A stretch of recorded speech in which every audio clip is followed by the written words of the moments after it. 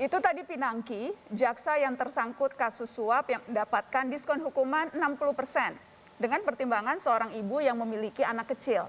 Tapi di Aceh, ada seorang ibu yang terpaksa dibui bersama anaknya yang baru berusia 6 bulan.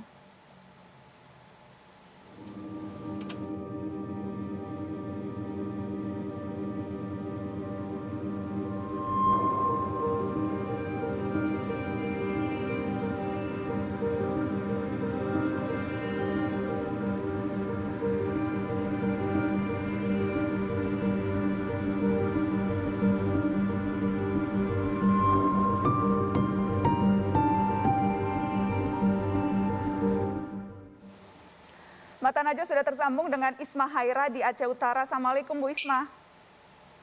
Waalaikumsalam. Bu Isma, jadi waktu itu Ibu divonis 3 bulan penjara Undang-Undang ITE karena dianggap mencemarkan nama baik karena upload video di Facebook, begitu ya. Waktu itu ketika Mbak Isma terpaksa bawa bayi ke penjara karena apa? Tidak punya pilihan, harus diajak si bayi, Ibu. Ya, karena bayi saya pada saat itu masih menyusui. Masih usia 6 bulan, masih menyusui, jadi memang tidak ada pilihan, harus dibawa masuk ke dalam bui ya, Bu? Iya, Mbak. Bagaimana waktu itu kondisinya di penjara dengan si bayi, Bu? Kondisi di penjara ya menurut saya sangat sulit karena saya harus merawat bayi saya di dalam penjara. Seperti apa? Tadi saya sempat lihat ada foto, jadi ruangannya tidak terlalu besar, kemudian berapa orang itu di ruangan itu? 13 orang. 13 orang? Dan tidurnya betul-betul beralaskan, tidak ada kasur, tidak ada bantal, tidak betul-betul tidur di bawah begitu saya lihat, Ibu?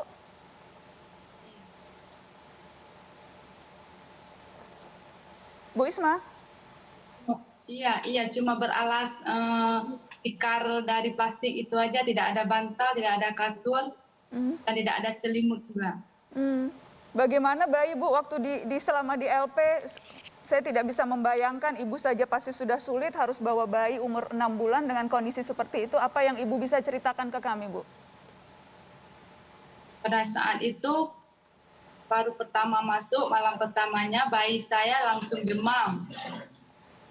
Karena kondisi di sana panas, banyak nyamuk. Jadi bayi saya pada waktu itu langsung demam. Sempat bisa diobati, sempat ada tambahan fasilitas, sempat ada makanan khusus, atau sama sekali tidak ada, Ibu? Dalam 1 minggu saya di sana nggak ada tambahan makanan khusus, nggak ada tempat tidur, masih seperti itu. Seminggu ke depannya baru ada yang peduli dari luar, dibawanya kasur dari pada saat itu dari perlindungan anak, ada kasur untuk si bayi, tapi nggak ada bantal juga, cuma kasur aja. Jadi dua minggu terpaksa harus ada di ruangan seperti itu, baru kemudian setelah 2 minggu ada perhatian dan dapat asimilasi bisa keluar. Jadi akhirnya 2 minggu di penjara bersama bayi ya, Bu? Bu Isma? Iya, Mbak, iya. Iya, dan ini karena Ibu dituduh mencemarkan nama baik gara-gara Ibu upload video di Facebook, begitu ya? Iya. Apa pengalaman ini, apa yang Ibu Isma lihat dari pengalaman Bu Isma harus menjalani proses hukum sampai masuk ke penjara bersama bayi 6 bulan, apa yang Ibu lihat dari seluruh proses ini, Ibu? Yang Ibu rasakan? Yang menurut saya sebenarnya kasus saya yang saya jalankan pada saat itu ada kejanggalan di prosesnya pun seperti tidak seadil-adilnya. Ibu tidak merasa mendapat keadilan begitu ya? Iya. Ibu paham tapi undang-undang ITE yang menjerat Ibu tahu sebelumnya atau juga sama sekali tidak? Tahu. Tidak tahu. Tidak tahu. Tidak tahu kalau upload video di Facebook ternyata ada orang bisa marah, merasa dicemarkan sampai harus masuk penjara, tidak pernah menyangka ya, Bu? Iya. Okay. Karena menurut saya niat dalam hati saya pada saat itu cuma untuk sebatas membela keluarga saya saja. Niatannya membela keluarga. Bu Isma, Ya. kalau kemudian itu pengalaman yang Ibu alami, kalau kemudian sekarang Ibu melihat penegakan hukum, ada koruptor yang dikurangi hukumannya sampai 60%, karena alasannya juga ada balita, Ibu bisa memahami itu atau tidak? Sebenarnya kalau dibandingkan dengan kasus saya tidak bisa paham kenapa orang yang lain bisa kayak gitu, saya nggak bisa. Ibu bertanya-tanya soal itu ya.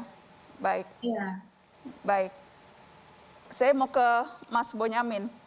Ini mungkin pertanyaan retorik, tapi tolong dijawab. Menurut Anda apa yang membedakan perlakuan hukum kasus Ibu Isma dengan kasus Pinangki? Jadi apa bedanya ya? Saya tahu retorik, tapi tolong di-entertain, tolong dijawab, supaya jelas lah. Ya, apapun rangkaian Kingmaker itulah yang saya kira masih berpengaruh terhadap apapun yang didapatkan fasilitas oleh Pinangki sehingga berbeda dengan Bu Isma tadi gitu. Jadi bahwa kemudian privilege itu termasuk salah satunya akses itu. Jadi ketika yang bersangkutan punya akses kepada orang-orang yang punya pengaruh, maka kemudian ya otomatis dapat keistimewaan dan itu saya merasakan betul pada dari hari ke hari itu kan sampai sebenarnya saya pengen sudah close saja lah urusan Pinangki ini, tapi menjadikan saya kemudian tiba-tiba ada yang bocori bahwa belum dieksekusi misalnya begitu, sehingga saya memastikan memang belum dieksekusi baru saya komplain. Dan ada beberapa hal lain yang sebenarnya saya karena ini apapun saya tetap merah putih menjaga kehormatan lembaga termasuk Kejaksaan Agung, maka banyak hal yang tidak bisa saya buka karena itu nanti akan menjadikan lembaga ini jadi ikut tercemar. Saya berusaha ini hanya oknum, tapi nampaknya juga sulit juga karena sesuatu yang Kingmaker ini masih berpengaruh sehingga kemudian pada posisi tertentu kalau akses itu orang juga cukup tinggi maka ya otomatis mendapatkan. Kalau punya akses, punya privilege, kenal dengan orang dalam atau memang justru aparat penegak hukum akan mendapatkan keistimewaan. Sementara Bu Risma seorang ibu rumah tangga yang ada di Aceh Utara yang harus dihadapi adalah seperti itu. Ya. Saya ingin ke staf khusus Presiden bidang hukum. Ada Dini Santi Purwono. Selamat malam Mbak Dini. Selamat malam Mbak Nana, apa kabar? Baik, alhamdulillah. Mbak Dini, disparitas hukum yang nyata ini ironi juga tidak menurut Anda? Sangat ironi ya, apalagi kalau saya pribadi, karena saya juga sebagai seorang ibu ya Mbak Nana, itu benar-benar terenyuh sekali tadi mendengar cerita Ibu Isma. Dan sebetulnya dari Presiden sendiri gitu, beliau sangat amat memperhatikan gitu fenomena ini dan beliau juga prihatin gitu. Jadi makanya kalau kita ingatkan, kalau nggak salah karena kasus Ibu Isma deh salah satunya, kemudian Presiden langsung bilang, aduh saya terganggu gitu, saya gelisah, gitu. Kenapa Undang-Undang ITE seperti ini?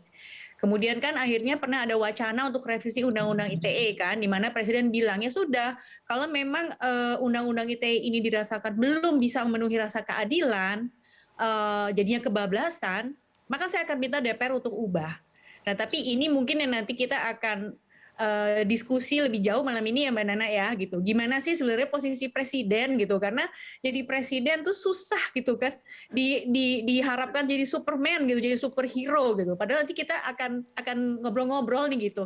Dalam negara demokrasi gitu, republik seperti apa. Jadi memang akhirnya wacana Undang-Undang ITE itu tidak terjadi karena memang tidak berhasil masuk prolegnas. Iya, padahal presiden sudah bilang katanya sudah prihatin, sudah meminta untuk direvisi, tapi juga tidak direvisi dan sebagainya ya. Jadi lebih susah presiden atau lebih susah rakyat ya Mbak Dini? Setelah pariwara kita akan bahas, tetap di Mata Najwa. Sama-sama ya Mbak Nana ya. Kita akan bahas setelah pariwara, tetap di sini. Tetap di sini.